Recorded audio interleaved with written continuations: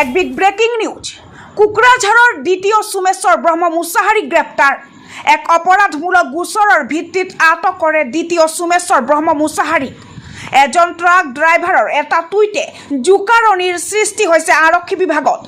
শ্ৰীৰামপুৰ তালাচী চকীৰ সিন্ডিকেটৰ টুইট কৰিছিল এজন ট্ৰাক ড্ৰাইভাৰে তাৰ পাছত খাৰ পালে অসম আৰক্ষী কোকৰাঝাৰৰ দ্বিতীয় সোমেশ্বৰৰ ঘৰত 6 ঘণ্টীয়া তালাচীত ওলাইছে দ্বিতীয় সোমেশ্বৰৰ ঘৰৰ পৰা দমে দমে টকা আৰক্ষীৰ তালাচীত দ্বিতীয় সোমেশ্বৰৰ ঘৰৰ পৰা ৩৬ লাখ টকা জব্দ কৰে বুলি বিশেষ সূত্ৰে প্ৰকাশ লগতে দ্বিতীয় সোমেশ্বৰ ব্ৰহ্ম মুছাহাৰীৰ আন 2 সহযোগীক আটক কৰে আৰক্ষীয়ে এক বিগ ব্ৰেকিং নিউজ কোকৰাঝাৰৰ দ্বিতীয় সোমেশ্বৰ ব্ৰহ্ম মুছাহাৰী গ্ৰেপ্তাৰ এক অপৰাধমূলক গোচৰৰ ভিত্তিত আটক কৰে দ্বিতীয় সোমেশ্বৰ ব্ৰহ্ম মুছাহাৰী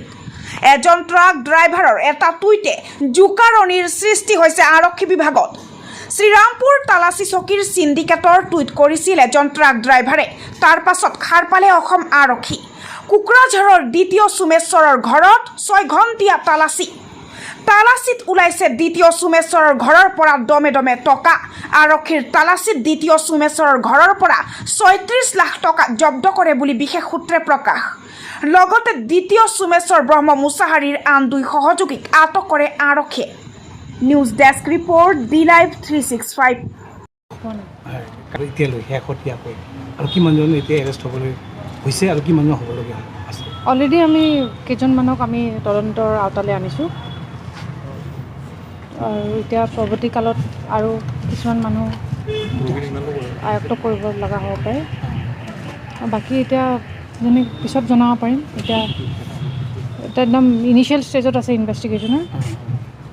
পিছত বহুত কথা গোসাইগাঁৱত যি 9গৰাকী আপোনালোকে আটক কৰিছিলে তেওঁলোকক কি জেললৈ পঠালে নে তেওঁলোক ফৰৱাৰ্ড হৈছে তেওঁলোকক চালান কটা হৈছে সেম এইটো কেছতে মেডাম দ্বিতীয়কক এৰেষ্ট কৰাইছিল চিমিলাৰ কেছত আৰু ইয়াত কেইজনক এৰেষ্ট কৰিছে আৰু কেইজন কৰিব আজি এতিয়া ইনভেষ্টিগেশ্যন চলি আছে ইণ্টাৰভিউশ্যন চলি আছে ইভিনিঙলৈকে আপোনালোকে গম পাব কেইজনক তুলিব এতিয়ালৈকে আৰু 3জনক অনা হৈছে আৰু দ্বিতীয়ৰ বাদে 3জনক অনা হৈছে আৰু বাকী আৰু কোনোবা থাকিব পাৰে আমি তেওঁলোকক এৰেষ্ট কৰা নাই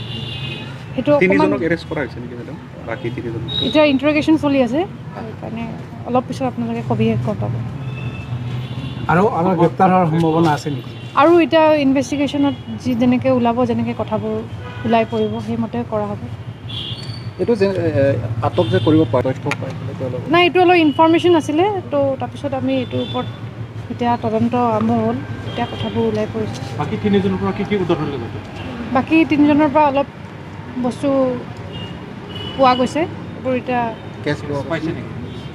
পইচা অলপ উদ্ধাৰ হৈছে এইটো জনোৱা হ'ব পিছত ঠিক আছে হ'ব